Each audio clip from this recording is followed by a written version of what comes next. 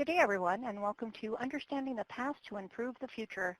As a reminder, today's webinar is being recorded, and at this time, I would like to turn the webinar over to Nigel Van. Please go ahead, sir. Thank you very much, and good morning, good afternoon to everybody. And again, welcome to today's National Responsible Fatherhood Clearinghouse webinar. As you heard, we're going to talk about understanding the past to improve the future. We thought as we're entering this third decade of the century, it was a good time to take a look at what we've learned about fatherhood work over the last 30 to 40 years. So just a few quick reminders of how this screen works. You'll see on the left-hand side a chat box. You can talk to each other in there. But if you do have a question for the presenters, we ask that you put that down the Ask a Question box in the bottom right-hand corner. The webinar is being recorded. The recording, a transcript, and all the presentation materials will be posted on our website in the next month or so. So please check back to review. And you can also find recordings and materials from all the previous webinars at fatherhood.gov/webinars. We've got a bunch of downloadable resources for you in the downloadable resources box at the bottom. And I certainly encourage you to download all those. We'll talk a little bit about what's in there as we go through, and we've got various web links on the left-hand side there, including a link to our Responsible Fatherhood Toolkit, which we will be referencing quite a lot today. So let me just move our first slide here. And this is just a quick overview for those of you who haven't joined us before. Here at the National Responsible Fatherhood Clearinghouse, we are supported by the Department of Health and Human Services, Administration for Children and Families, Office of Family Assistance. And on their behalf, we provide various resources for dads, fatherhood programs, researchers, policymakers, and all other interested parties. You can find us on the web at fatherhood.gov. Again, you can find our toolkit and our webinars at those links. You can contact us via email at help@fatherhoodgov.info, and we encourage you to use or encourage fathers to use our National Call Center toll-free line, which is 877-4DAD-411, and also encourage you to engage with us via Facebook and Twitter. And talking of Twitter, we are going to have a Twitter chat next Tuesday, February the 25th. You know, we did a webinar last year on co-parenting, and it was one of the most popular webinars we've done. It was certainly the most attended one we did last year. So we are going to do this Twitter chat. You can follow that chat at #FatherhoodRocks at 8:30 to 9:30 Eastern Time on Tuesday. Also coming up, our next webinar in April 22nd, will be a follow-up to that co-parenting webinar from last year, and we're calling this one Co-Parenting 201, Tips to Fatherhood Programs. So hope you can join us for that as well. Now today, I am joined by 4 of my colleagues here at the Clearinghouse, and we are really looking forward to this conversation. Between us, we've got over 100 years of experience in this field, so it's quite exciting to be talking about this together. I'm not going to introduce my colleagues right now. You can download their full bios from the downloadable resources section. I'll say a brief word about each of them as it comes up for their turn to speak. And they're each going to speak for about 10 minutes, and then we're going to look into the future. So we're going to talk about where we are, and then we're going to take a bit of a break for that. But it's a great honor to be able to share this with them today. And because we've got 5 presenters, I'm actually going to present a little bit today as well.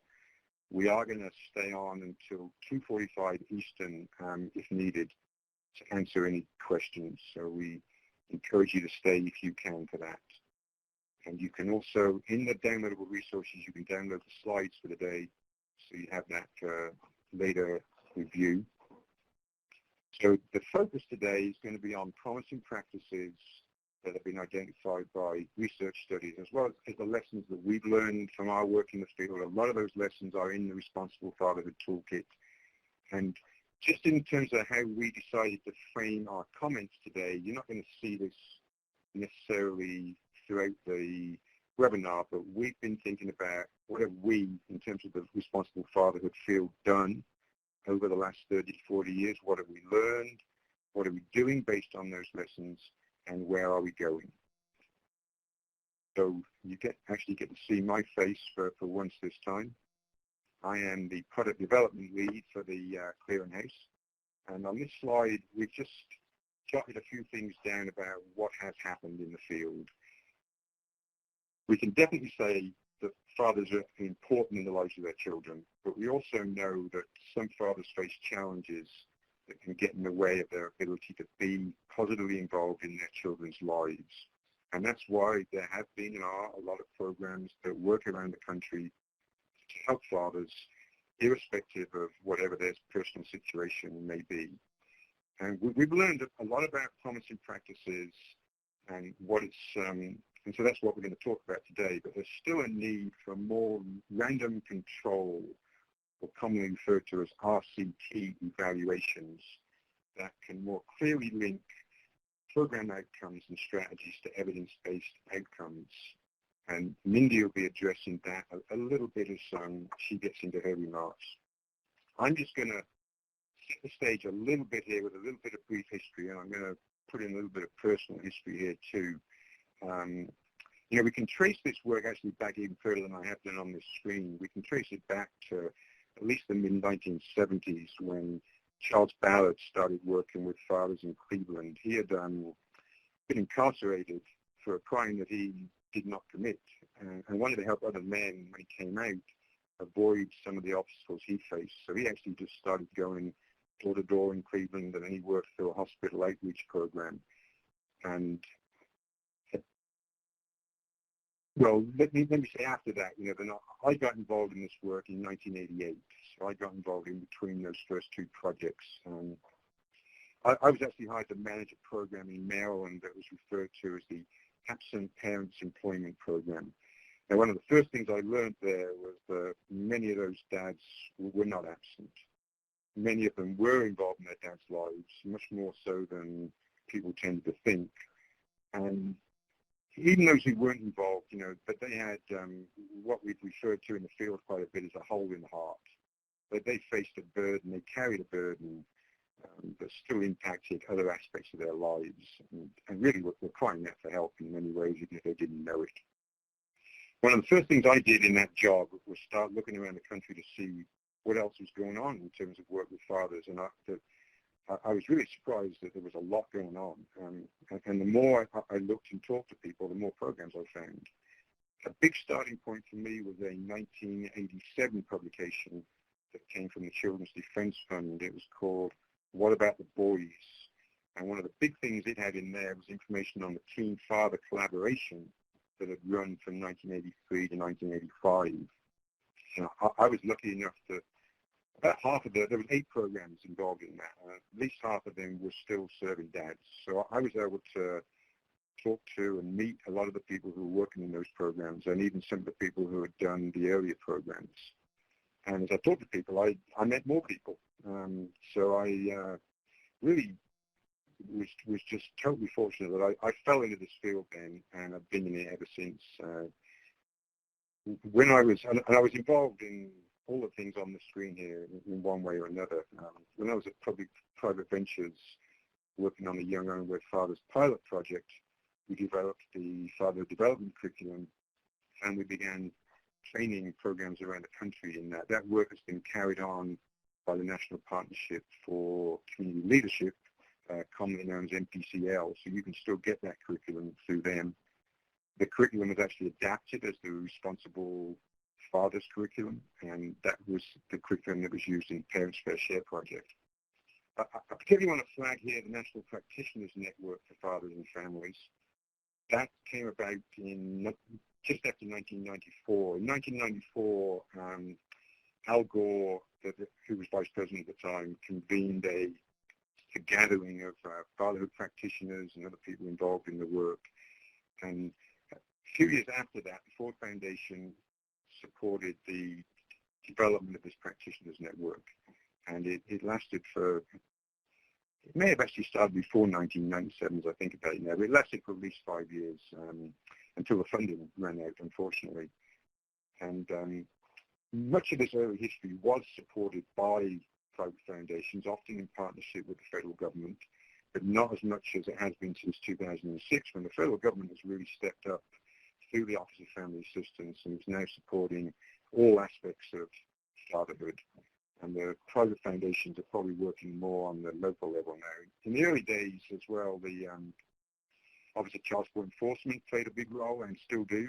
The Department of Labor funded quite a few efforts, as did Department of Education and Agriculture. They were all involved actually in the Young Unwed Fathers Project. These reports here are reports on those early projects, except for the Partners for Fragile Families. All the findings are summarized in the 2 publications at the bottom of the screen there. You can download from the downloadable resources section a summary of some of these early lessons, and you can also download a full list of helpful resources that includes these studies as well as quite a few more. This is just a quick summary of some of those early lessons. The way I used to present this, and I'm going back to the early 90s now, and some of the first presentations I gave on the Young Unwed Fathers pilot project, and the way I used to talk about this, which I think helps summarize this slide, so I don't have to read everything on the slide, but I used to talk about the fact, and remember this is also shortly after the movie Field of Dreams came out, where they built something and they said people would come. And I used to say that about fatherhood work. They will come, but it takes time. They will stay if there's something real for them. But even then, this work is not easy. And you've got to be real if they're going to stay. But these dads, many of them face personal obstacles as a result of their life experiences. Many of the early programs were not particularly father-friendly. They were not set up to help dads, particularly low-income dads. And that's particularly true of partner agencies that people tried to work with, like the local employment agencies. We're not used to working with fathers. They were more used to working with mothers who were there because of welfare. And public policies, you know, the main public policy was child support, trying to get dads to come in and pay child support. And if they weren't able to pay, they were putting them in jail in a lot of cases. That's why that early program I got involved in Maryland began, because there was a recognition by some local judges that they needed to help the guys rather than just treat them punitively. So we've been talking about this as a team as we prepared for this presentation, and we think it makes sense to put some of these findings to break it down into some program areas. And this is how we've done that. There are other ways this might be organized, but we think this helps provide a snapshot of what we've learned. So it's certainly important to have staff who can relate to dads and gain their trust and respect, because if you don't do that, you haven't got a program. And it's important to have community partners who can help you spread the word in the community, make direct referrals, but also to provide services, because a fatherhood program, unless it's housed in an organization that has all sorts of resources, cannot do everything. And even then, you still need partners in the community. So we're going to be talking about partnership development a little bit as we move forward here. And it's certainly essential that you have effective outreach and recruitment mechanisms. You know, men typically do not think about asking for help, certainly around fatherhood. And if you want me to come to a program as a man, you're going to have to show me what's possible and why I should be interested. And you're going to have to talk to me in a certain way. Now, in my experience, once you do get dads into a program, what keeps them there is a combination of a respectful, trusting one-on-one relationship with one or more staff members, But it's, I think even more so depends on the relationship that the men form with each other in the program, so that you do get a true peer support program. And that's where having an effective group facilitator really comes into play. You know, an effective group facilitator who can help the men in the program look back on their own personal experiences, process their own journey, their own life experiences, own up, you know, when they haven't done everything that they might have done, but also reflect on how they got to be where they are. You know, a lot of that is talking about your relationship with your own father. And when you see a group of men get together and start doing that, and often share things that they've never shared with anybody else in their life, they've maybe not even let themselves be upfront about how they feel about the relationship they have with their father, be that a positive one, a negative one, or anywhere in between. But once you get a group of men who really get to share that experience together, they will then hold each other accountable moving through the program. And it really does become what's been referred to as the glue that can keep fathers involved in the program and help them move forward on their own personal journeys. Now, I'm going to turn this over to Mindy in just a minute to talk more about what we know about program content and outcomes and some of the more recent and ongoing research studies. But before I do that, I just want to pull up our first poll question. So, Enzo, can we get the first poll question? And we do this just to get a sense of who's in the room with us, if you like. So we'd just like to know how long you've worked in the fatherhood field. So any involvement with fatherhood programs, direct services, management, research, policy, any other way in which you may have helped in this field.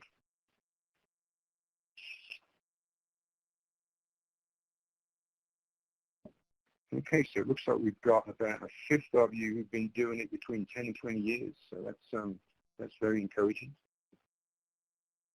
And we've got a whole chunk of people in the various ones before that. We've got just over 6%, 20 to 30 years, and we've got 5% of you who've been doing it for more than 30 years. So again, very encouraging. So I'm not the only old dude on the line, I guess. Okay, well, thank you very much for that. So with that, let me bring Mindy's introductory slide up here, and I'll just very briefly introduce her. So Mindy is our research lead here at the Clearinghouse. She's also the director and the research scientist at Child Trends, where she leads their fatherhood and parenting programs. She's been part of our NRFC team for over 5 years now, and she helps with the whole project development side. She and I work very closely together, and she oversees the work of the Child Trends staff on the development of various research projects. She's speaking to us today from upstate New York, where she and her husband recently moved. So, Mindy, the time is yours. Tell us what's going on in the research world. Well, great. Thanks, Nigel, and good afternoon, everybody. It's really great to be part of the team presenting today and thinking about both programmatic efforts and research and evaluation, kind of lessons learned and future directions for the fatherhood field. Nigel provided a really nice summary of early research practice efforts, or early program efforts, and then sort of directly aligned with that work is a really robust body of research and evaluation. And there's been an impressive amount of research conducted over time in an effort to understand the nature of fathers' relationships with partners and children, the constellation of service needs that fathers have, and overall to help to inform and improve programs for fathers. And here on this slide, we've listed some of the more recently completed projects and research studies that have been funded by the federal government, and then a few more on the next slide. And so you can see there's just a lot of impressive work being done, and this is just at the federal level. So combined with this is other strong work being done at the state level and within individual organizations. I'm not going to go into detail about every single one of these studies, but generally wanted to note a few things overall about the types of research and evaluation being done. This work represents a mix of impact, implementation, and descriptive studies, so all taking different perspectives to the research, different questions being answered by these different studies, but really exploring a range of questions that help to build the evidence base for fatherhood programming.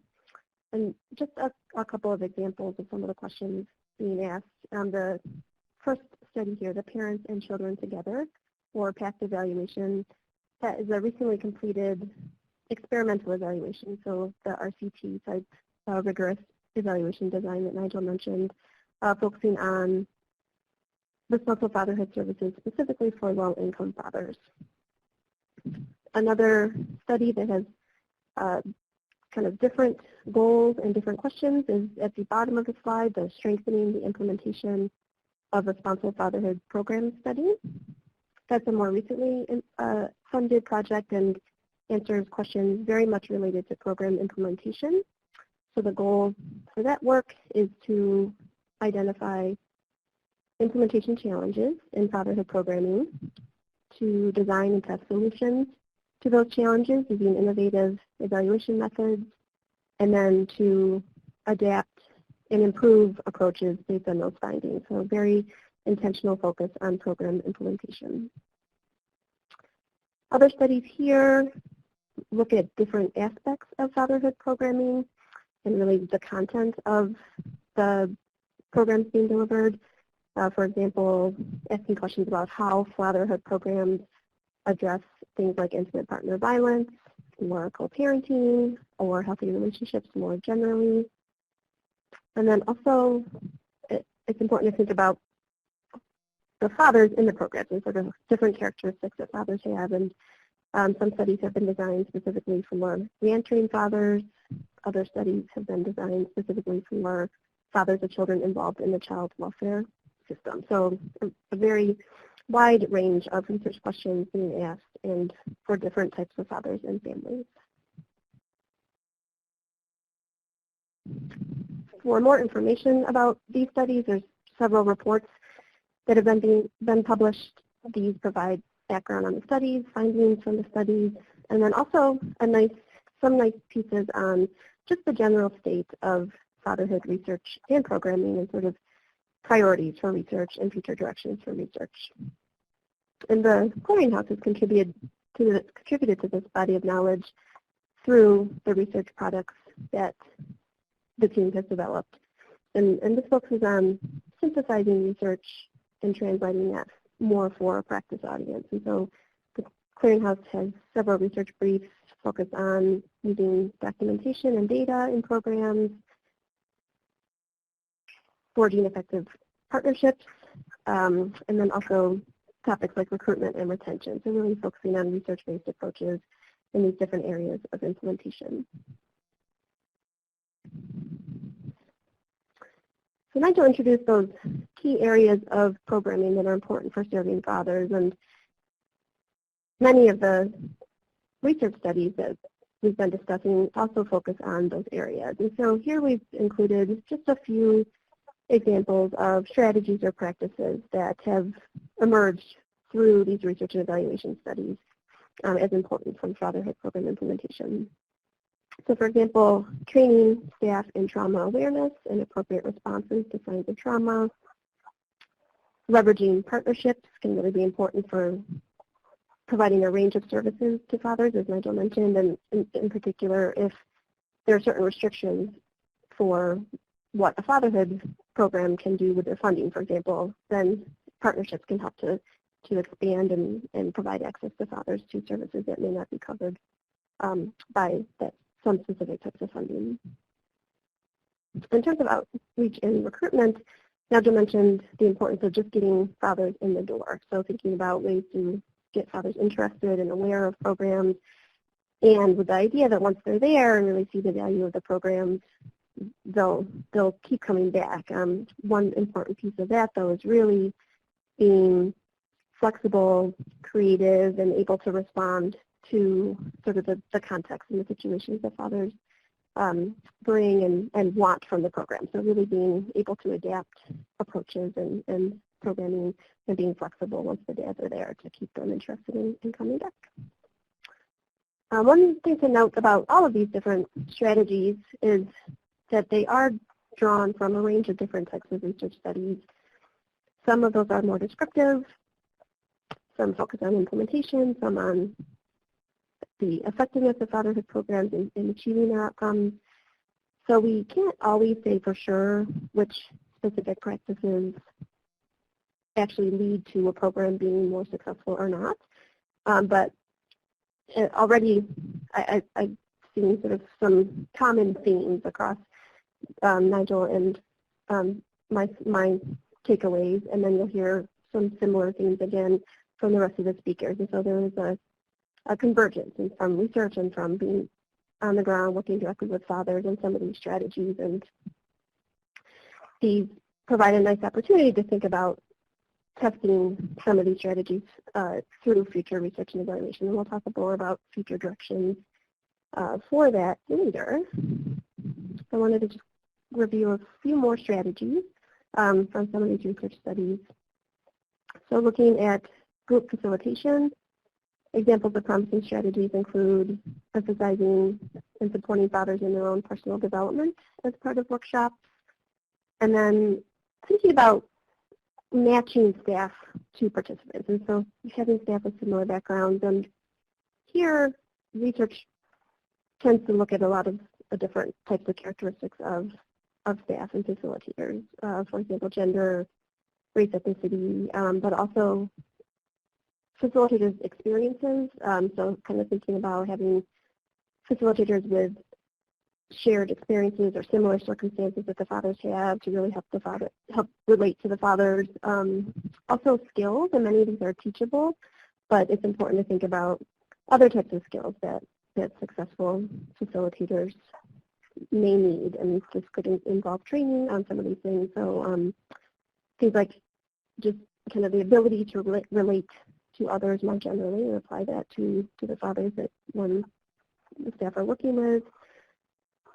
Really having the knowledge of one's community, services developed in the community, and the ability to connect fathers to services and opportunities. And then overall just being a good role model, so kind of demonstrating the behaviors and skills and practices that you're wanting the fathers to model, and so being that representative for fathers.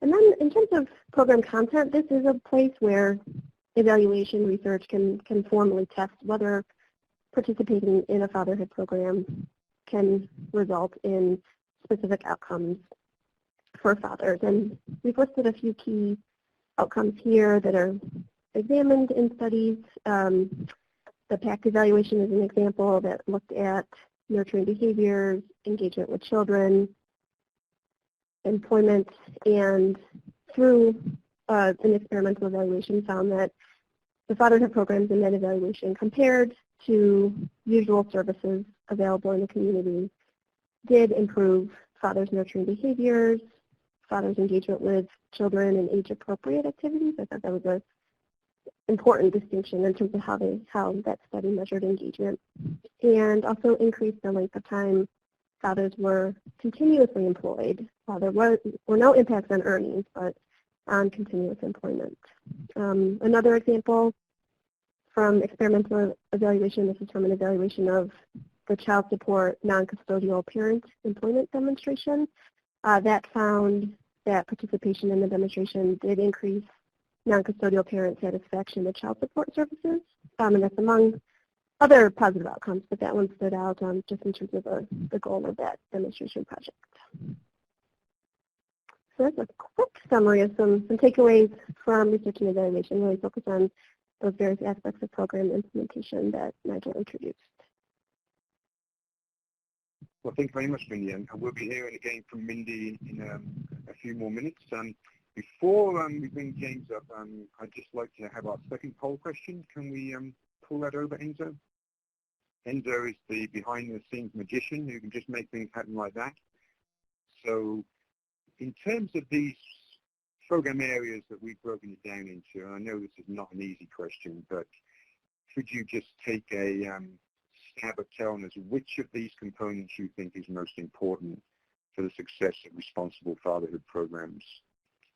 And feel free to check other and write anything in that chat box that is not on the screen, or as we go through the presentation, certainly encourage you to use that chat box. And if you've learned something specific in your work that we haven't addressed or you'd like to highlight, even if we have addressed it, then feel free to tell us that in there. We do collect that information and review what you put in the chat box.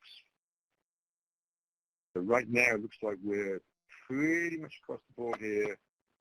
Outreach and recruitment is leading the way. Oh no, I'm sorry, I'm not reading this right. Staff hiring, training and support is killing this. So you are unanimous almost that staff hiring, training and support is the most important factor. Without staff, we can't do the work.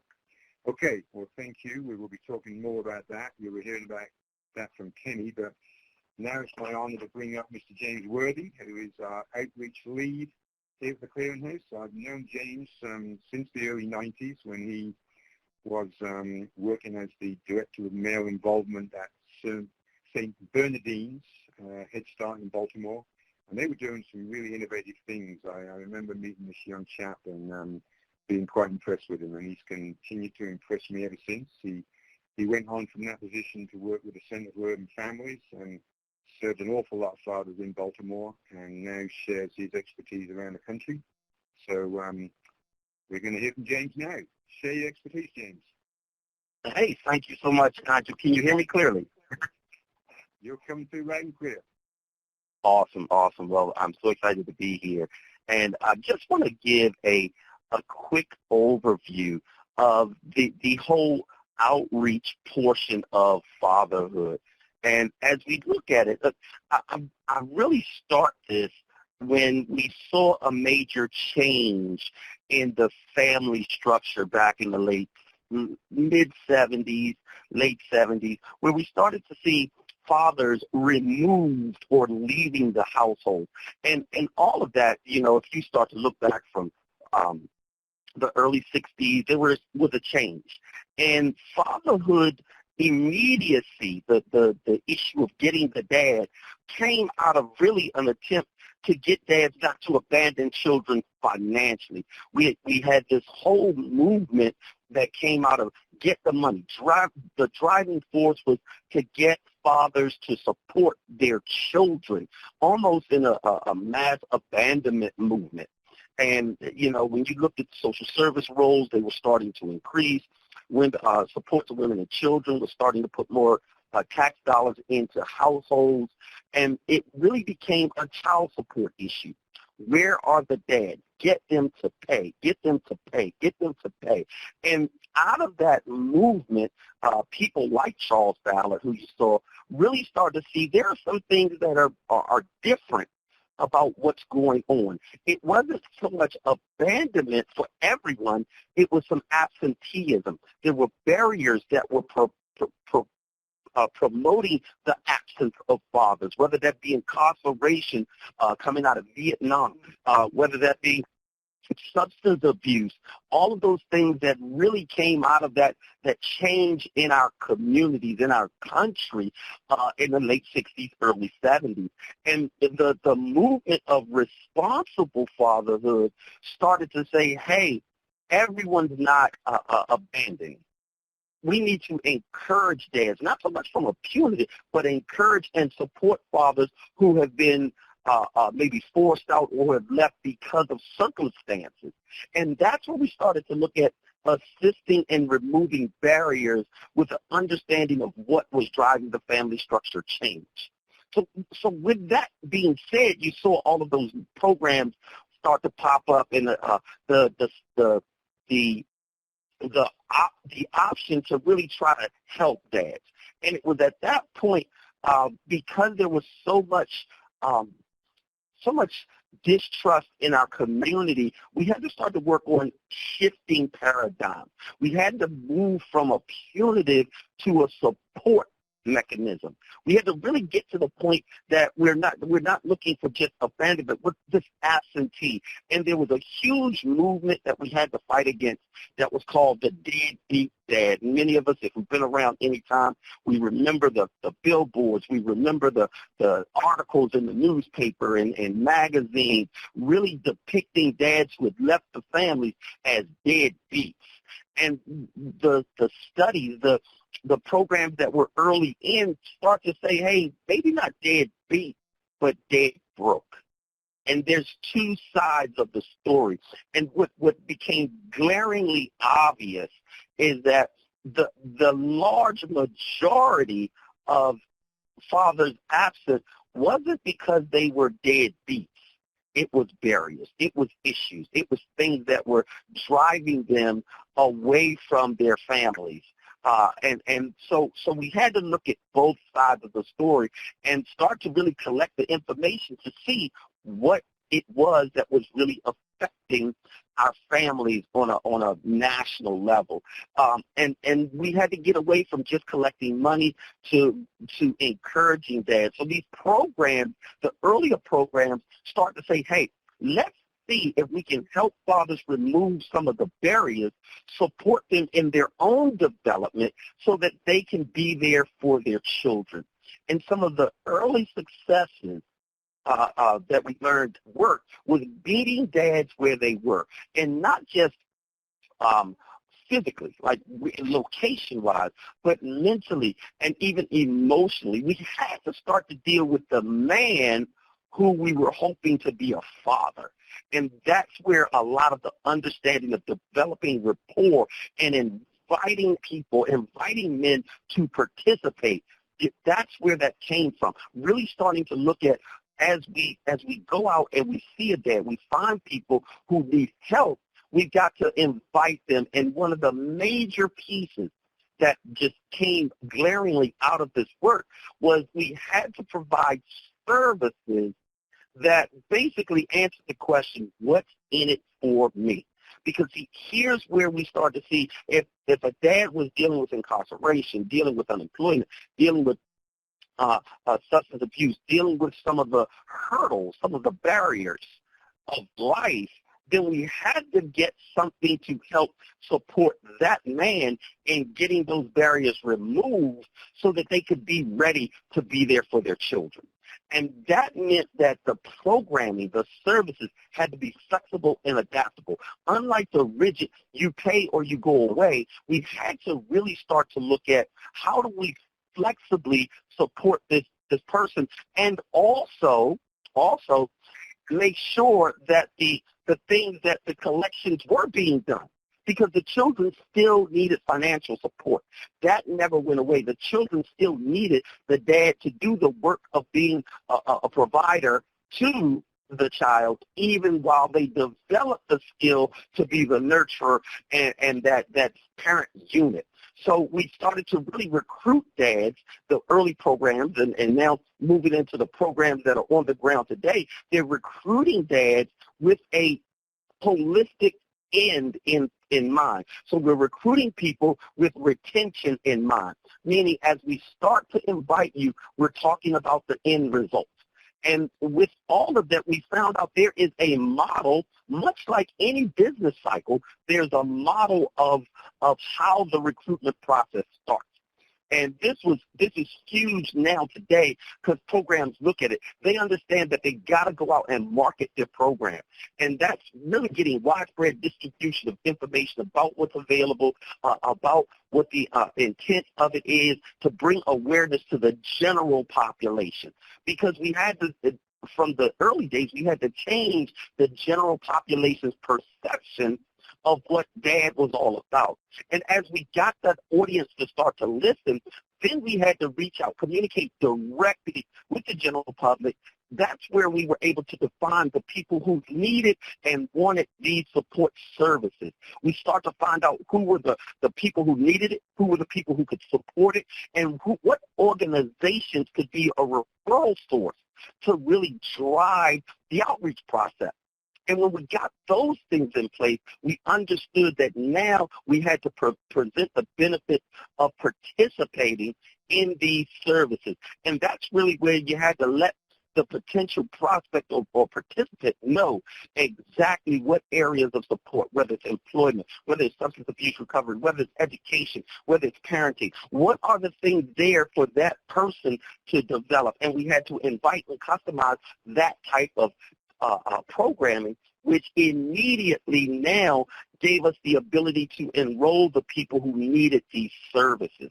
And on the ground, now you started to see over the last, I'll say 20 years, a number of programs in communities all over the country that are rooted now. They're there. And every single day they're running enrollment programs. They're getting people started in these services.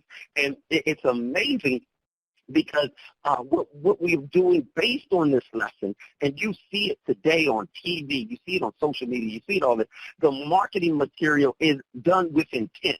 The messaging is done with intent. Intent to get dads actively knowing. And it's such a major difference today than when I got started in this field better than 25 years ago. It now is, it's a movement to get radio, print, TV, mass marketing, using outlets where dads are. You hear all the time at barbershops and sporting events, and now it's really attacking the mass marketing of a better message for fathers to get the support they need. And with the social media that has come out, you won't believe it. You see right there on the slide, the National Responsible Fatherhood Clearinghouse, really the repository of a lot of the information and the how-tos through our Responsible Fatherhood Toolkit.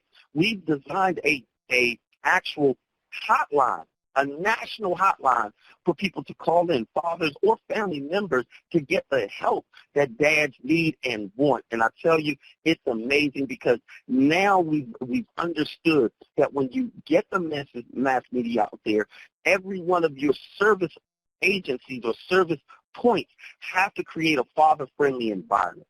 We just understand now that dads and moms communicate differently. They gravitate towards things differently based on intent of them being there. So we're adapting a lot of our traditional services and locations to really make sure that dad is included, that literature, semantics, print is all asking dad to be involved. And then we've got a trained staff. This is where I love what's happening with a national movement, with the hotlines for dads, with databases of programs for dads. There's a national support system to train and support staff to really do this work. And that's today, if you really look at the programs that are out there that have kind of put root in the ground, the average one that's really getting movement in their communities now have been around anywhere from 10 to 20 years. It really has changed the thought pattern of what dads are and what dads need to be successful. So, and I tell you, when we talk about it, now that we got these here, now that we're here today, the next step is building the partnerships and the program stability. And I'm going to step back and turn it over to my partner, Mr. Patrick Patterson, or back to Nigel, to really talk to you about how these programs that are out there have to look for sustainability in the future. So, Nigel, I'll throw it back to you, and I hope I didn't take too long.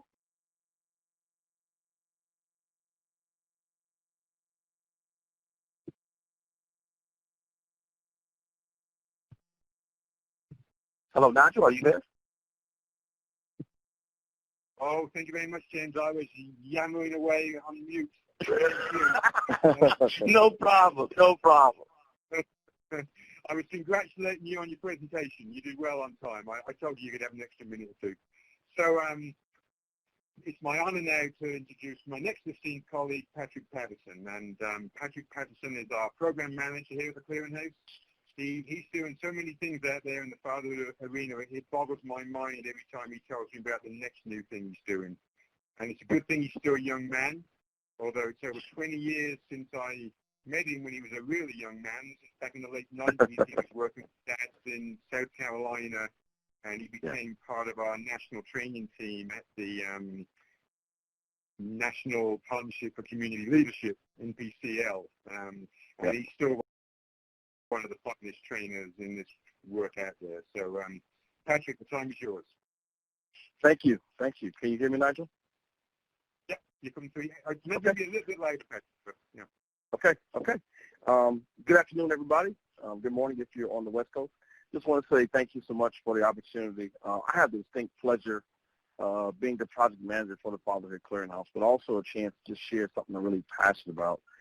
For the next few minutes, I want to talk about two things. One is partnerships, and the second is program sustainability. I'd like to speak in respect to things that we've done in the Clearinghouse, and then I'll add some kind of context of things that I've done over the last 20-plus years. On the partnership front, next slide, if you will, you'll see that the Clearinghouse has partnered with a number of national entities. The Ad Council is one of our major media partners, but we've also had success with the Chicago Bulls, the NFL Players Association, Major League Baseball, NASCAR.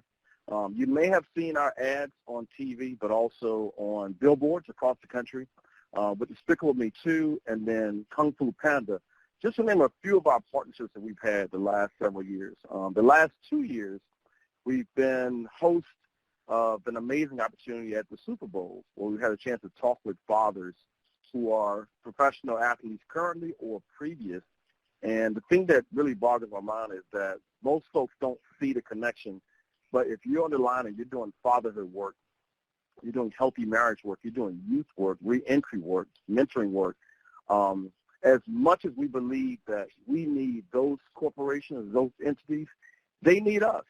And I think the thing that we have to figure out in a quick and short order is what's the value that we bring to these organizations. I'm always amazed when I will follow Kenny Braswell or James Worthy or Nigel Van or Eugene Schneeberg or Joshua Dubois, and I'll see them connecting with larger entities that seem not connected to the fatherhood or marriage or reentry work, but they are, because they are also trying to improve our community. So next slide. I want to just kind of talk about some of the key elements of partnerships. And as a backdrop, for some of you guys, if you're paying attention to federal websites or grants.gov, you probably saw yesterday that the federal fatherhood, healthy marriage, and now youth-focused grants were forecasted. There was an announcement yesterday made. It's not the actual RFP, but you'll see the language that speaks to what these proposals, these RFPs may include when they're released. There's estimated timeline, there's an estimated budget. If you don't have that information, you can follow back up with us after the webinar. But one of the things I want to bring attention to is in each of those documents, it speaks to partners. There was a day in time where an organization used to fund singularly Avi Mulhern, and they would just give money to Eric Basseri, and they would say, go do great work, and we'll look forward to seeing the outcomes when you finish. Today, most funders have limited dollars with increased need, and so what they ask for is that people who are applying for grants or funding, that they form partnerships. And so here are some of the key ingredients that we believe are core to working strong partnerships. I'm going to start left to right. I'm going to start with trust and mutual respect. There has to be a mutual respect for what I bring and what you bring to the partnership. I have seen several formations of partnerships, and the ones that work best is when there's a mutual appreciation for the value of a partner. You may be only a referral partner. You may just be providing food. You may be providing jobs. You may be providing training. But there has to be a value add with your partners. The second one, if you're going left to right, is shared vision for how to deliver quality product, service, or product. It is so important. I won't have time today to talk about it, but that you have a plan, a logic model that showcase how you both plan to get to the end zone. I'm a sports guy. What is our play? What play are we running to get us into the end zone or to score a basket? We each need to have a role in making that happen, but there has to be a shared vision with respect to what we're trying to do. We're trying to get more kids out of poverty. We're trying to get more fathers employed. We're trying to get more co-parents to visit shared parenting time. We have to have a shared vision around quality service or product. The third one is a jointly defined win-win for you and your partners. What's in it for you and what's in it for me? This also includes a conversation around budget. I know in this space, because there's a lot of heavy bleeding heart folks who love to do the work, and it's just purely passion-driven, but there has to be a conversation with respect to budget and finances, and there has to be a win-win. If I am delivering groups for your program or you're doing transportation, there should be some financial benefit to my organization that benefits us. Beyond the finances, there also should be something that advances both of our causes. And so there has to be clear win-win when you think about the formation of strong partnerships. The fourth, this is critical, guys, open and regular communication. A long time ago, when I was a Fed, one of my favorite mentors would say to me, in the absence of communication, people generally assume nothing is happening. They don't assume that if I haven't heard from you, oh, wow, he or she is out recruiting the earth. They assume he or she is doing nothing. And so one of the things that we do here at the Clearinghouse, very prideful about this, is we try to ensure that there's open and regular communication. Sometimes it's weekly. Sometimes it's on the phone. Sometimes it's in a report. Sometimes it's using technology. Sometimes it's using systems that provide communication. But there has to be open and regular communication. I have seen too many groups form with huge momentum, and then when one thing goes not according to the plan, they disband communication. And then there's a breakdown in the relationship. You have to communicate. You have, in all relationships, but particularly in the formation of partnerships, you have to communicate. It's very, very, very important. And then fifth, but not last, is define roles and performance expectations in writing. As a trained social worker, a long time ago I learned if it's not written down, it never happens. And so when you think about partnerships, MOUs, memorandums of understanding, teaming agreements, those things should be developed up front. I'm a big fan of documenting things at the very start of the conversation versus in a reparations where you're trying to fix something mode.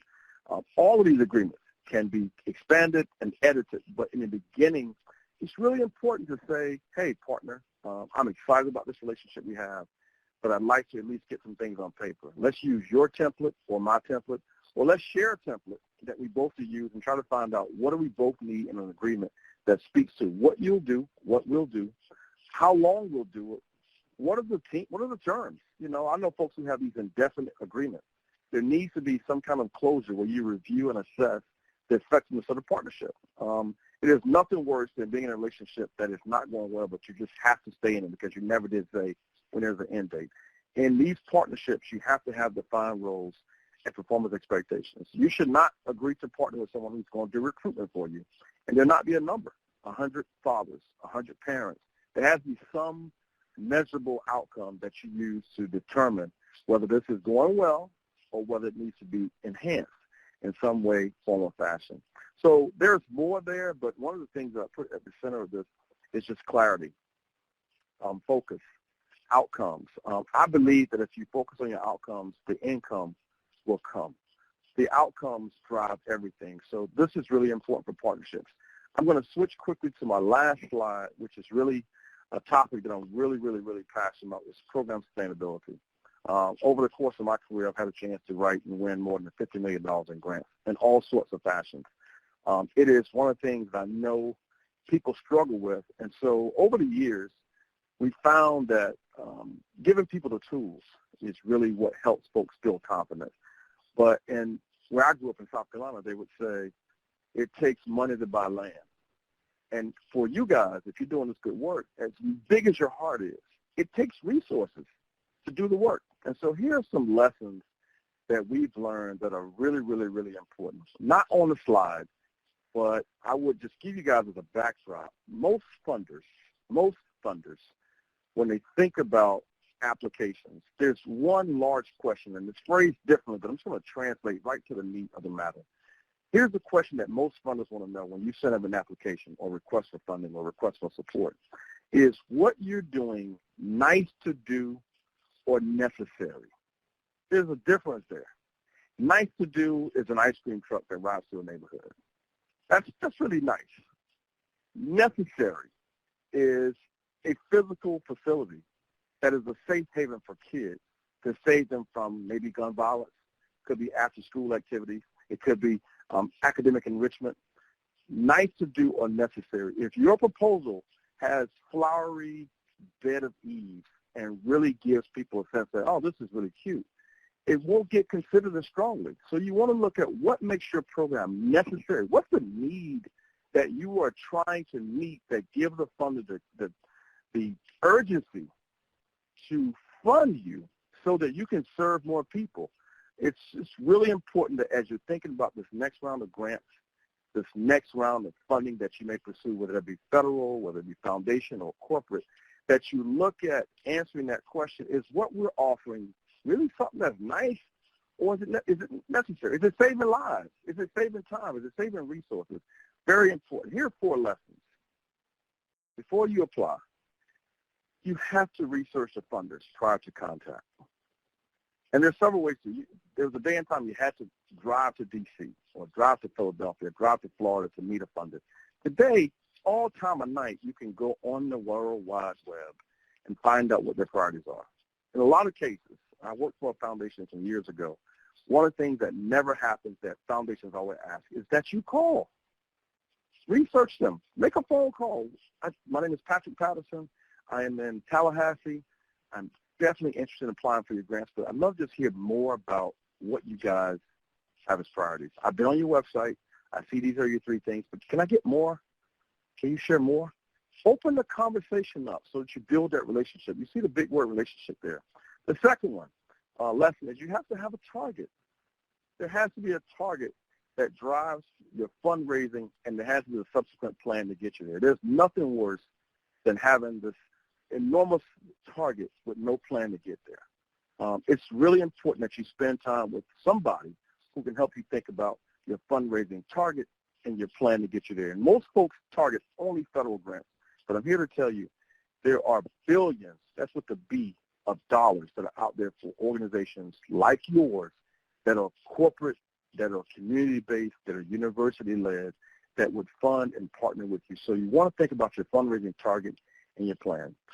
Third is fundraising sustainability is not a job for one person. I do a lot of conversation with folks who we hire a grant writer, and they think the grant writer has this magic pen and they can do it by themselves. It has to be part of a system in the agency. So if you have hired a grant writer for this next season of grants, please surround them with the support, whether it's an intern, a budget person, an accountant, making sure they have what they need to write a strong application. But this is not a job for one person. So if you are making that a one-person job, please consider adding supports around them.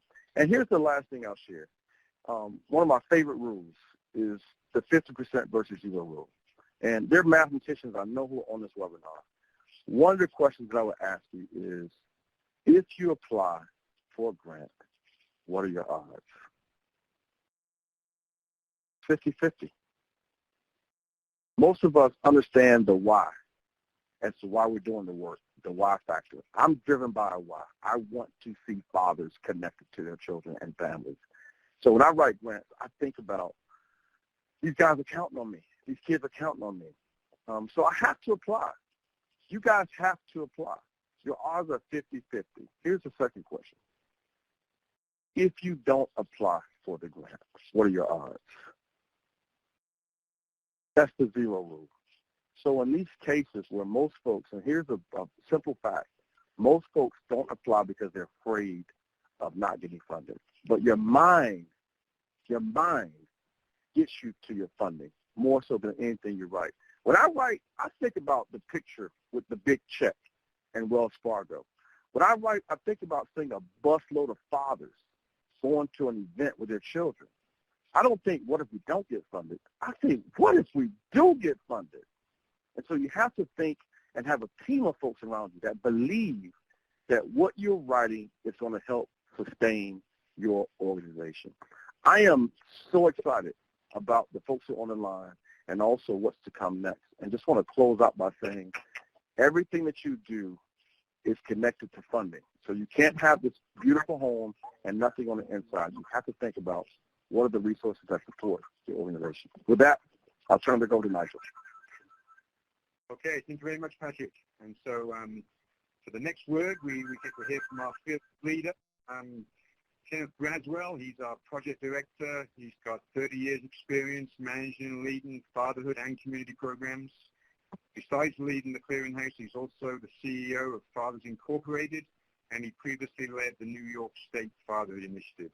Like Patrick, he's involved in many, many aspects of fatherhood work, and it also makes me feel tired thinking about everything he does. But it's been a true pleasure to be working under his leadership for these last 9 years. So please, Kenny, share some wisdom with the group.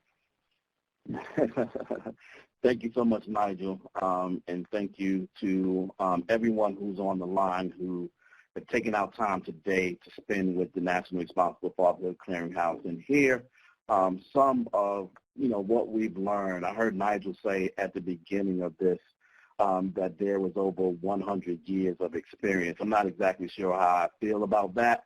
And so, but if it is as a contributor to the work, I'll take my little small percentage of that 100. I'm not trying to claim that total 100, but it just kind of sends shock waves through my body when I heard that number. The other thing, and listening to Patrick in his presentation, I don't often disagree with Patrick, but there is one thing he said that I disagree with, and he used the analogy of the ice cream truck being necessary. And I would say that in Atlanta, when you have 78 straight days of 90-degree weather, an ice cream truck is necessary. And so depending on where you are in the country, you might want to put that in your grant, and it might attract fathers to your program to have an ice cream truck. And so thank you for that. I'm going to talk a little bit about the development of the fatherhood field from my own lens and how I've seen this over the past 15 years of specifically doing responsible fatherhood work. But more generally, in the 30 years of doing community service work at a time that I didn't necessarily call the work that I did fatherhood work, but spent a lot of those 15 years also working with dads and working with family. And I described the field a couple of days ago to Nigel as a quilt. And I said that over the last 30 years or so of the responsible fatherhood work, that it has grown and diversified. And I remember when I came into this work back in the early 2000s, tail end of 1990s, somewhat, cutting my teeth, so to say, with some of the giants of the responsible fatherhood field. Dr. Ron Mincy and Jeff Johnson and Jerry Tejo and Robert Johnson and Joe Jones and others and Charles Ballard within the national leadership group. And really doing that work and being able to sit back and hear the wisdom that they brought to the table at that point. And becoming their colleagues, I never thought back then that I would actually be their colleagues. I thought that I would always be trailing them in the greatness that they are.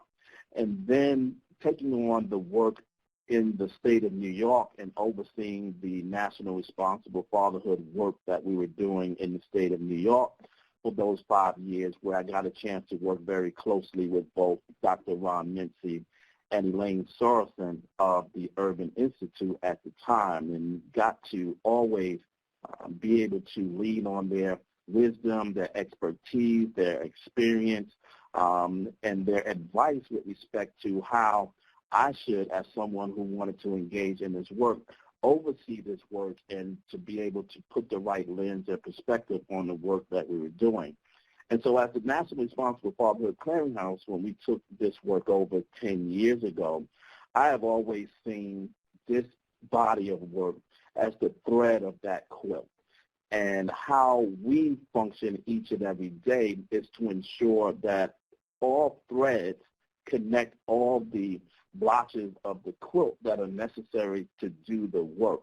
And we've been able to touch many of those blocks in this quilt and be able to remain connected to them.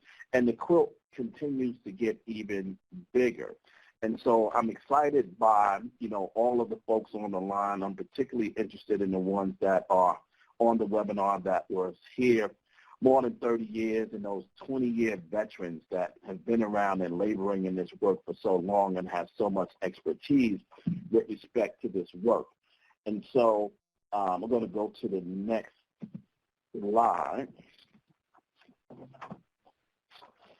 So program leadership has always been important to me with respect to understanding where we were, where we are, and where we want to go.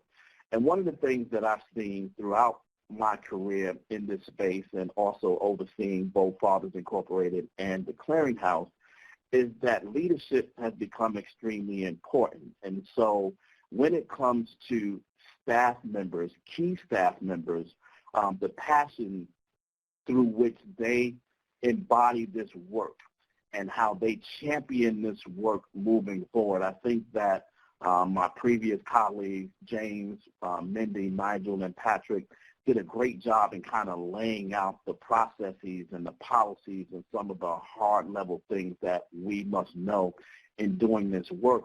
But then there's this other element, right? There's this other element of the passion that we bring to the work and the desire that we bring to the work and the need to have great outcomes and to do great work and to improve the well-being of lives in our community.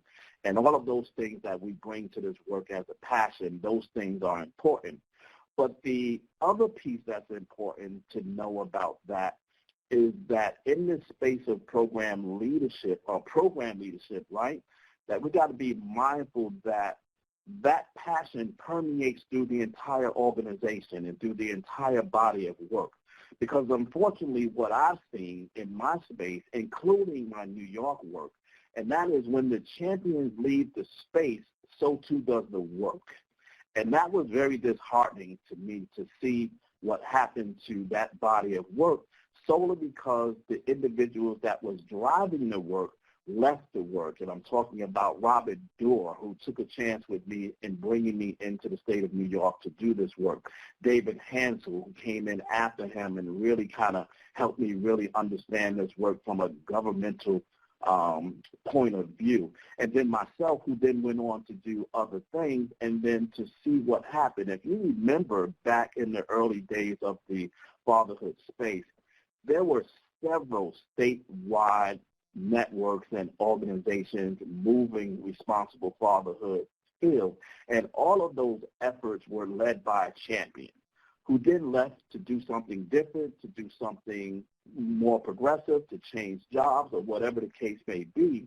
But when those individuals moved on, the work left as a result. And for program leadership, we should be thinking about not only the development of the programs to which we're trying to serve dads and their families, but also the infrastructure that holds that in place as well. Next slide. And so there's a key element to kind of understand where we are in this space, and it's something that I've been really talking about, and I want to just kind of lay this out in a couple of minutes so you really understand where you are in this space. And so there is a distinct difference between fatherhood organizations and fatherhood programs that then attaches itself back to what I just previously talked about. When you look across the spectrum of social work and you look across the spectrum of work that's done in this country in the fatherhood space, there are very few fatherhood organizations. What do I mean by fatherhood organizations?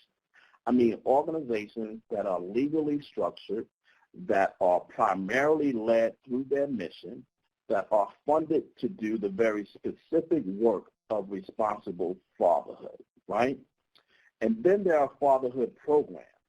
There are programs that are within larger organizations that may not necessarily have fatherhood as a primary function of the agency, that tend to come and go as it relates to the level of funding within that particular agency, which is why we've seen so much of the turnover over the last 20 years of responsible fatherhood work. And part of what we have to begin to do is to begin to successfully integrate the responsible fatherhood work into the normalcy of the larger spectrum of social work. And if we don't begin to start thinking about what that looks like, talking to college and academia about creating curriculums and pieces of work that are within schools of social work that are beginning to train our social workers how to work specifically with dads, and talking to teaching institutions and talking to them about cultivating their students to want to go into the field of social work as males and those kinds of things. And so if we don't begin to distinguish those two things, the fatherhood organizations and the fatherhood programs, we could very quickly not have any more fatherhood organizations and still haven't built the necessary infrastructure within the social work and the fatherhood space and other disciplines of fatherhood programs to sustain a body of work that so many of us have put our efforts, our passion, and our work into for the last 30 years to sustain itself. And that could be a whole webinar in and of itself. Take me to the next screen, guys. And so again, as we come back and we begin to talk about this program leadership, it is extremely important to go back to what I was talking about before as you build either your fatherhood organizations or your fatherhood programs, to really understand that one-on-one interaction and that case management piece. And what I like to call it is the relational piece, right? How do you relate to the client? How do you relate to the dad? Does your atmosphere relate to the dad? Does your staff relate to the dad? Does your process relate to the dad? Does the space that, or does the work that you're trying to accomplish relate to the dad? I think it's the biggest issue with respect to retention of fathers in our space, getting them to come into your space and staying into our space, because oftentimes they walk into those places and they do not find a relationship with either the organization, the staff that are running it, the vision of the organization, and they come and go. I think one of the more important things I saw on the chat that people are talking about, recruitment and retention. I think one of the areas to which we fail our fathers in this space that I've seen over the last 15 years of my work is this word consistency, right? We have not been consistent with our dads. We have not been consistent with the work. We have not been consistent with the messages. And so it's very difficult for guys to want to walk into your space if they don't know whether or not you're going to be there next week. They don't know whether or not the program is going to exist in a year. They don't know whether or not the outcomes are actually going to serve them in the areas of their need. And so there's this area of consistency that we really have to kind of work on, particularly within the facilitation of our workshops and the providing of our services. Last screen. And so staff training and support becomes extremely critical in this space. Our staff, they have to be trained and consistently trained. These webinars are important. I implore you, every time the Clearinghouse does a webinar, or anybody else for that matter that does a webinar around responsible fatherhood work, glean from that expertise. Reading. If you're not reading what you love, you're not advancing in the area that you want to excel. And so reading, writing, creating your own content, creating what you've learned.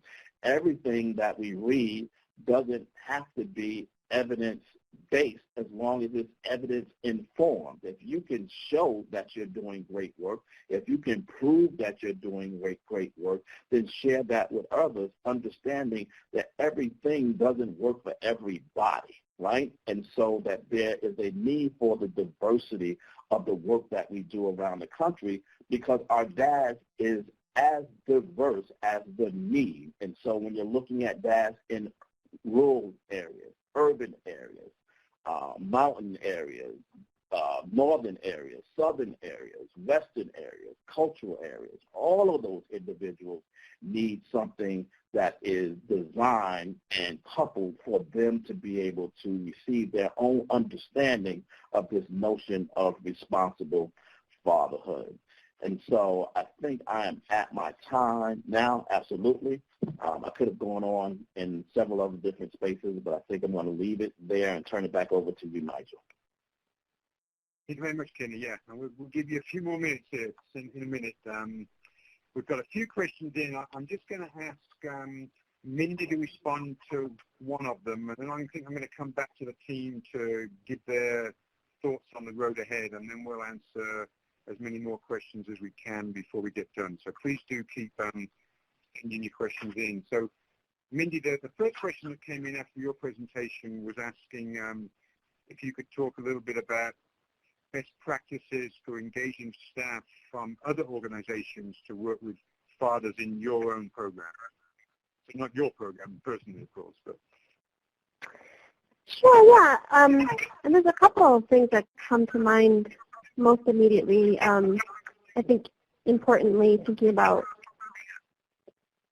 identifying some shared goals across organizations for fathers. And so your program may be doing some set of services, another program might be doing other services, but kind of having conversations and coming to an understanding of the shared commitment to fathers and families and shared goals I think can really help set the stage for collaboration and get staff from other organizations to feel sort of buy-in and committed to supporting the fathers in your programs.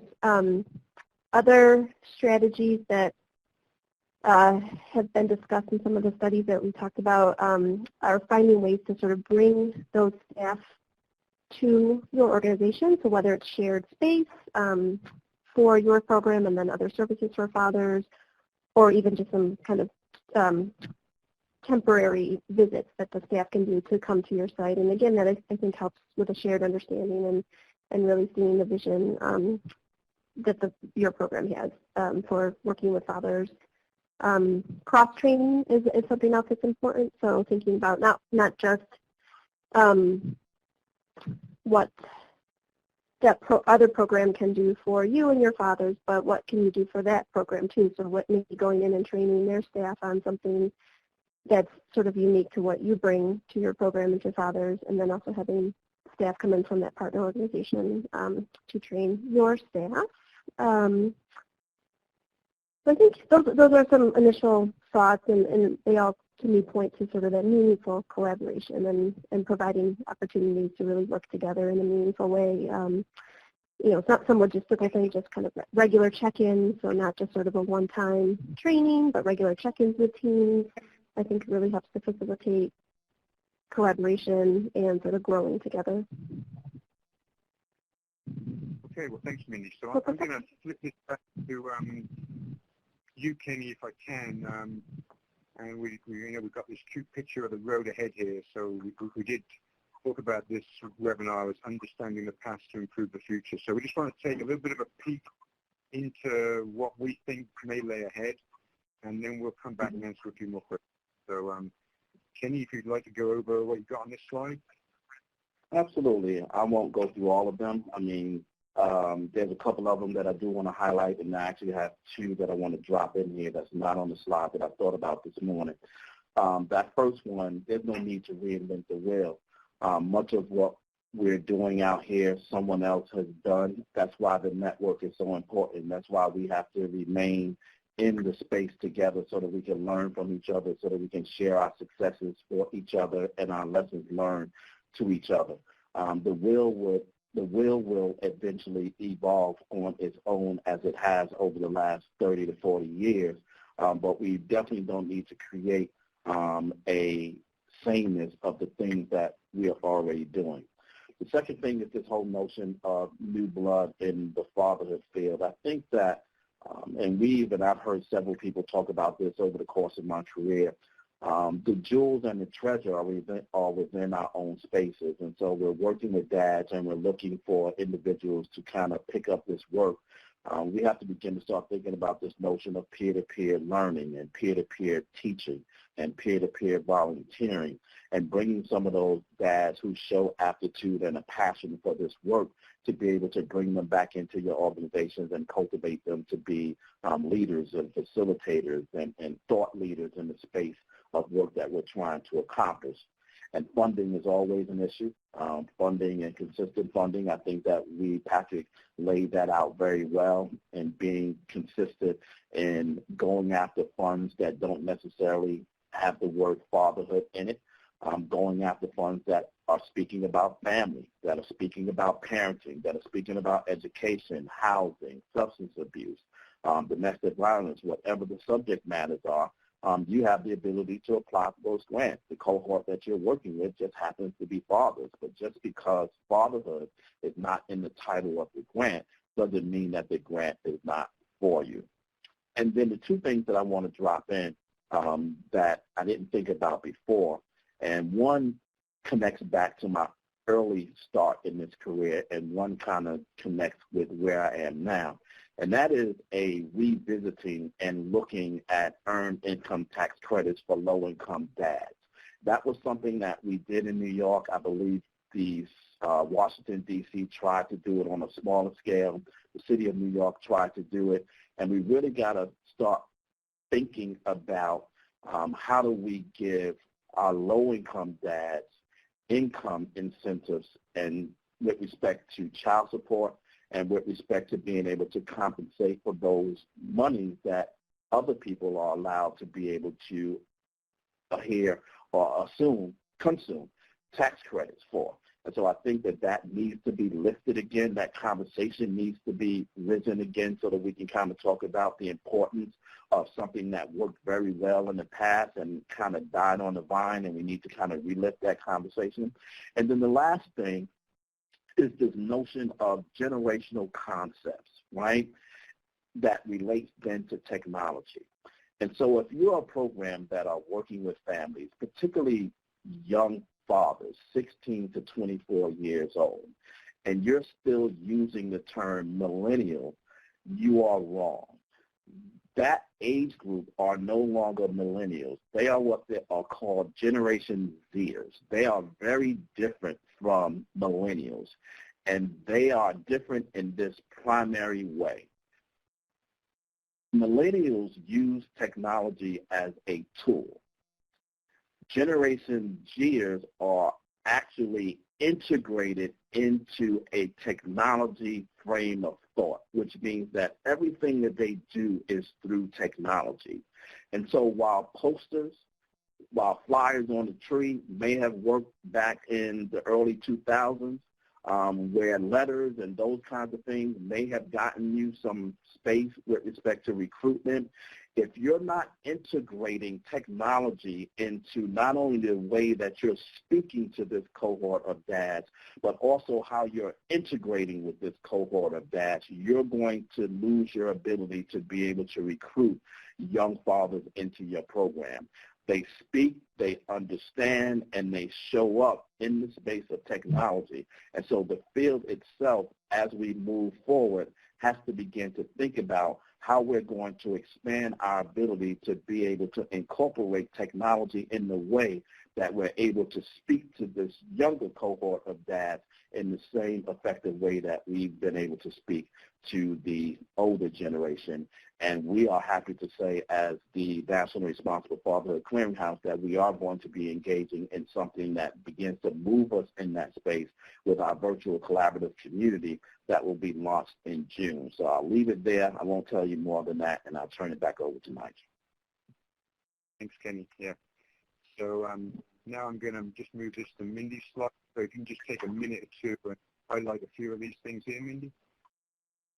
Sure, yeah, and I can be brief here. I think the conversation today is kind of pointed to where there's opportunities for continued research and evaluation on many of the implementation strategies that we're talking about today. Something that's not on the slide that I just thought about, though, is sort of thinking very thoughtfully about what capacity your organization has for research and evaluation. And so not sort of jumping to a big RCT if there's sort of not the infrastructure and readiness for that. And there's a lot of steps before that large-scale rigorous evaluation to take to really think about improving your program through research and evaluation. So I think there's a lot of different options for the types of evaluation design that's kind of best for each each situation.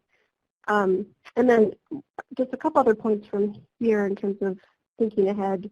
In addition to that sort of focus on rigorous research and evaluation on program implementation, I think continuing to focus on really understanding the strengths and also challenges that fathers and families face, and kind of drawing on that for identifying and developing services. And so really understanding the factors that contribute to fathers' experiences, thinking about different types of fathers.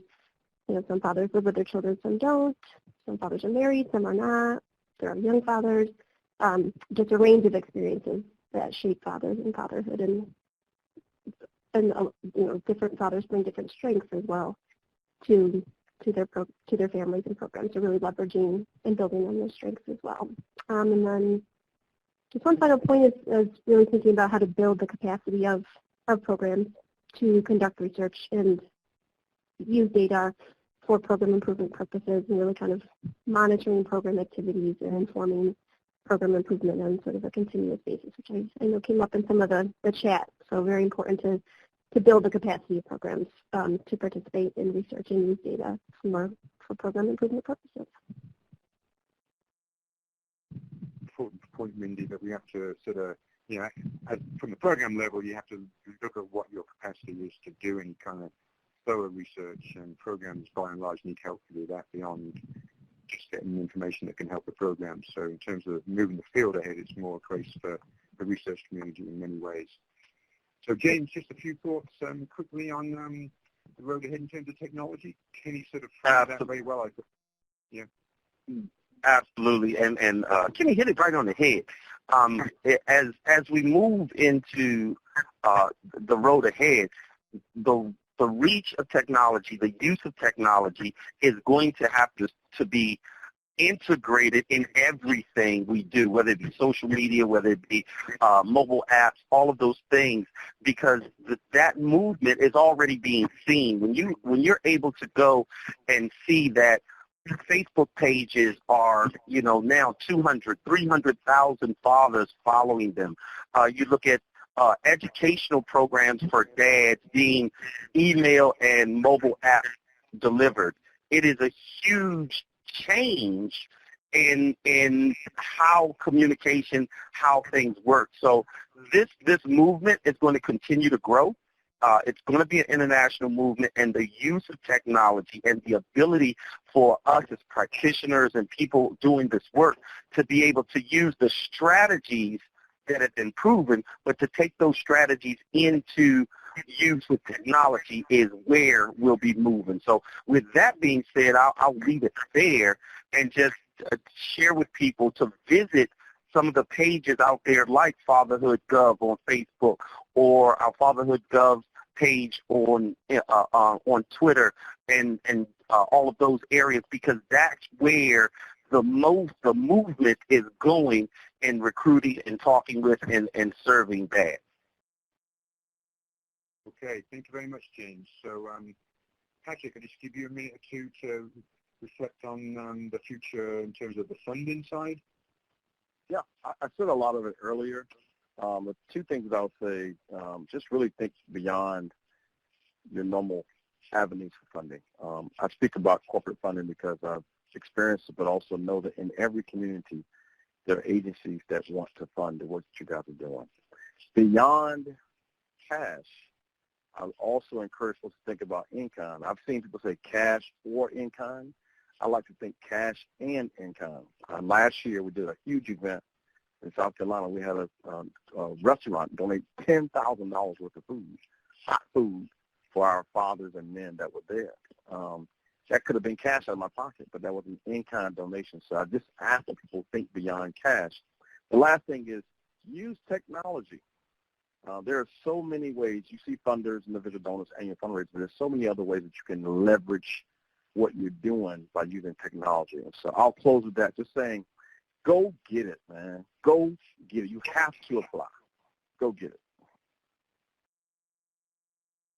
Okay, thank you, Patrick. But you have to have an ice cream truck there, right? Yes, yes.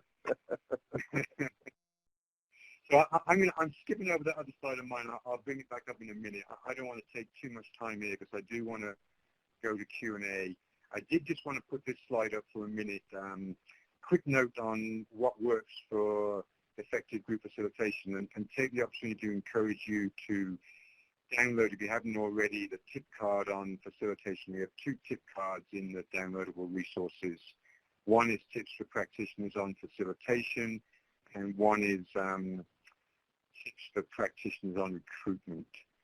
So this slide here is just a few closing thoughts from me in terms of the overall presentation. I'm not going to talk about it. I'll leave this on the screen for a minute. And now I'm just going to move into our Q&A and ask a few questions of some of our presenters here. So Patrick, if I can come back to you for the first one. And sure. This is a question about ways to partner with local battered women's shelters, as well as other programs involved in prevention work and recovery therapy. Any thoughts on that for us? Absolutely. Just really quickly, those are extremely important partners. I believe 20 years ago, my first presentation with the domestic violence group in Pennsylvania, I think I lost a leg. I mean, they chewed me to pieces because I wasn't sure about the connection between what they wanted versus what I wanted. Often we see them separating families. Truth of the matter is they want the same thing we want, which is safety and family permanency for our families. And so I always encourage folks, before you go public, have a one-on-one meeting with them to kind of establish what's the common ground between you and a DV or women's shelter. I believe in my heart, and I've experienced it, they want the same thing that you want in your fatherhood or marriage program. But start that, the last thing I'll say is have a DV protocol that advises your staff that also includes that local resource to your program. I'll stop there, Nigel. Okay, thanks, Patrick. So, Kenny, a couple of questions for you.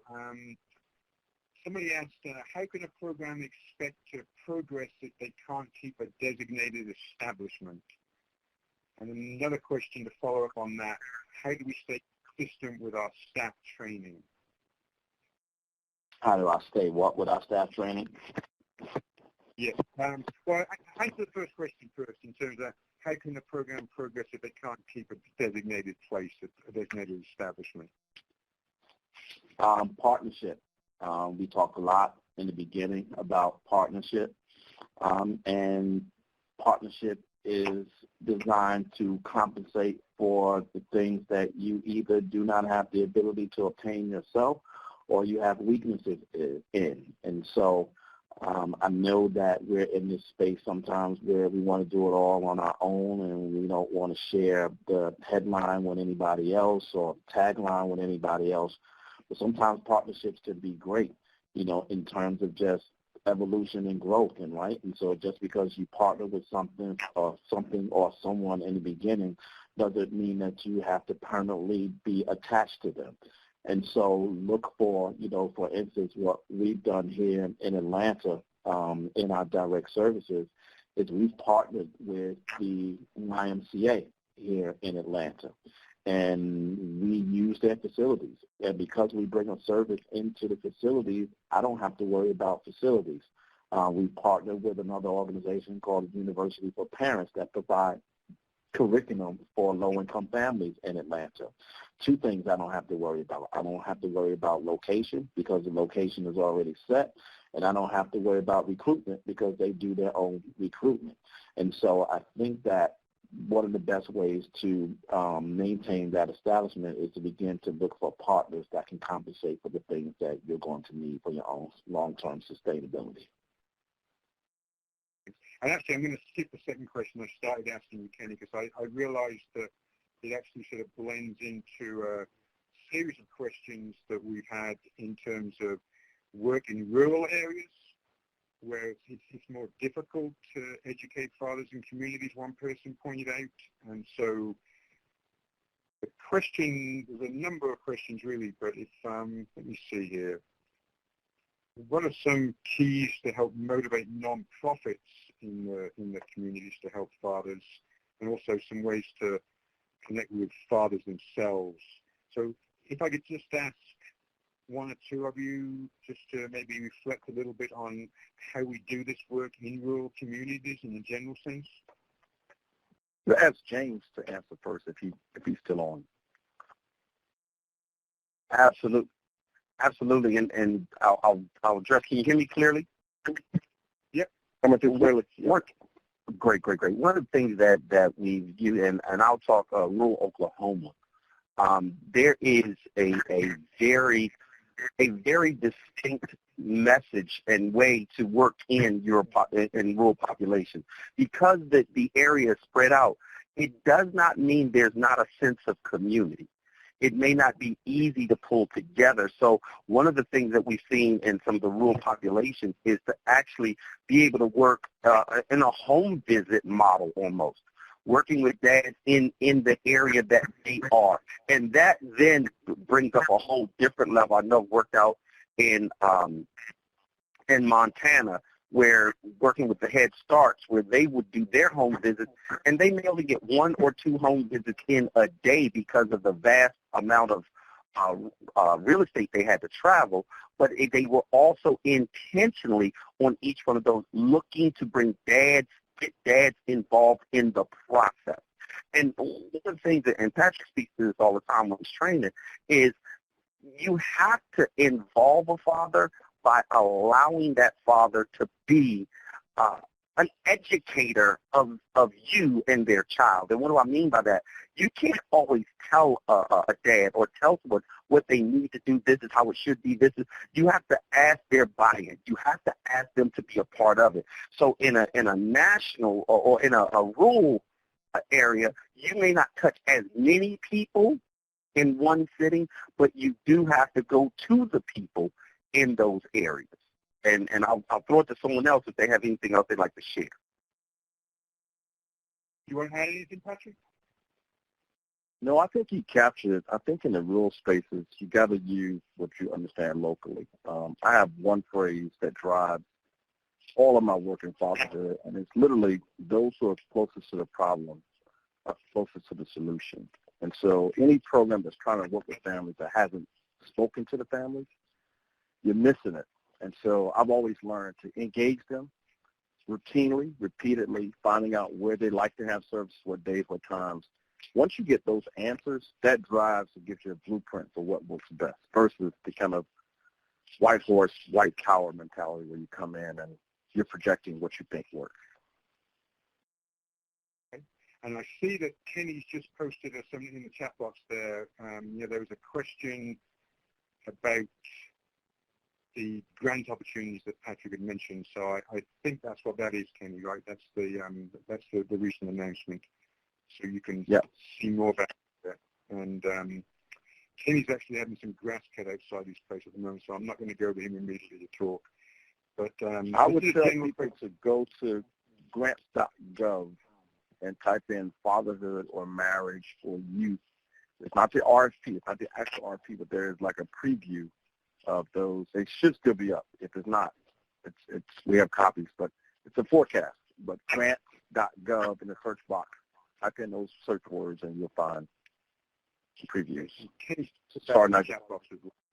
Yeah, I'm sorry, Patrick. I was just saying, Kenny's just put that in the chat box as well, so everybody can see it there. There's a question about if we're going to have another Fan in the Fire summit. Does anyone know that? I don't think there's any immediate plans, right? Not right now. No. And then there's a question about someone would love to see a pool of fatherhood consultants and trainers that they could access to ensure they're on track. You can certainly email the Fatherhood Clearinghouse or call the 877-4-411 number. They can refer you to people in your communities. So, but there's not that one pool there yet. And that's one of the things Kenny was talking about with the idea of actually resurrecting the National Practitioners Network for Fathers and Families. One more quick question, and there's not time for everybody to respond to this, but if someone would like to answer this, it's a question from a Head Start program where there's a lot of women staff. This comes up a lot. Do you think that having only women staff can be a barrier in reaching fathers, or a lot of women staff? This person says, I don't think men would want to hear from a woman. a male perspective is needed. You want to feel that, James? I will definitely feel that. Can you hear me? Yep. Great.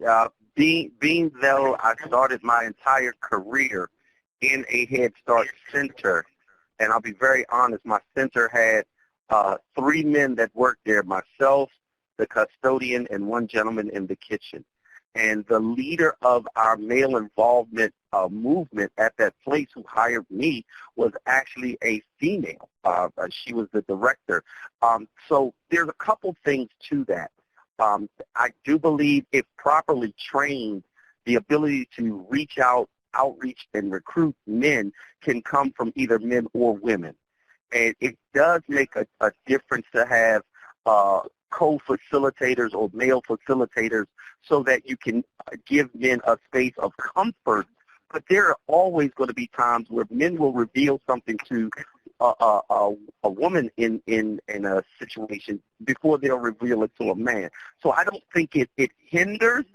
However, it does require training, and it does require the evaluation of people's implicit bias towards other genders. But I don't think it stops you from doing the work. And then it encourages you to look at your staff and make sure that you're bringing staff in, male staff that is capable of doing the work. But again, it does not stop you from doing the work. For that, James, I mean, it's just being a man does not qualify you to do this work. Just Absolutely not. Being a man of the same age or the same background as the guys you're working with doesn't qualify. I've seen some terrible group facilitation, for instance, but I've seen some wonderful stuff by women. Particularly, there's one lady who always comes to my mind. She had these guys captivated in prison, and they ate off her every word. I went in there and said, all these big guys and this little gal, and boy, she had them right there. So I appreciate everybody staying with us here. I think we got the most of your questions, but if any came in that we didn't, we will post a written response to those. I want to give each of my colleagues a chance for a quick final thought, and then we will let you all go. So, James, you were on the line, so just very quickly, 1 or 2 sentences with a final thought for the group here. And my last sentence is thank you. Use the Responsible Fatherhood Toolkit to support you in growing your work. Thank you. Mindy? Yeah, just really excited about all the different strategies discussed today and the research and evaluation that's happening. Focus on those topics and excited to see what comes from all of this good work. Okay. Patrick? Just thank you. Thank you, Nigel, for a great job facilitating. Thank you for all that who stayed with us throughout the entire webinar, and make it happen. You have to apply. And I'll just say again, what a pleasure it is to have been able to share the time here as a group. I've been involved in this longer than anybody else on the team here, but only barely. And some days I get frustrated because I think we're still faced with a lot of the same problems we were back then. Kenny mentioned the earned income tax credit. I remember Ron Mincy talking about that back in the first time I met him, which was I was facilitating a group discussion, and that must have been 92 maybe. And so there's things like that we haven't progressed on, but we've progressed on a lot of other things, and I do see a lot of positives moving ahead. So I'm going to give Kenny the last word, and then we will wrap this up, and you'll get an evaluation form pop up to tell us what you think about today and any other information you want to give us. Kenny?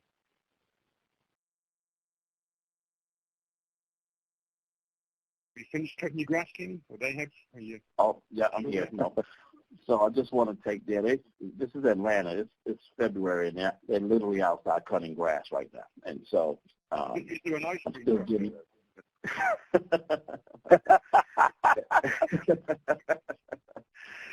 So I want to thank everyone for coming out today and supporting us through this webinar, and make sure that you continue to stay connected to the National Responsible Fatherhood Clearinghouse. I still get up each and every morning excited about this work. Obviously, there are things that can frustrate you and things that could serve as barriers, but they're all turned into challenges for me that I gladly step into each and every day trying to find a solution for. And so my lasting word is continue to let the passion drive you, and let's learn together. Okay, well, thank you, Kenny. Thank you, everybody. Thank those of you who stayed on the line. It looks like most people did. So I wish you a good day and hope to see you for our Twitter chat next Tuesday and our next webinar, April 22nd. And please respond to the survey and let us know what you think. Good afternoon, everybody. And presenters, you can stay on the line if you want to.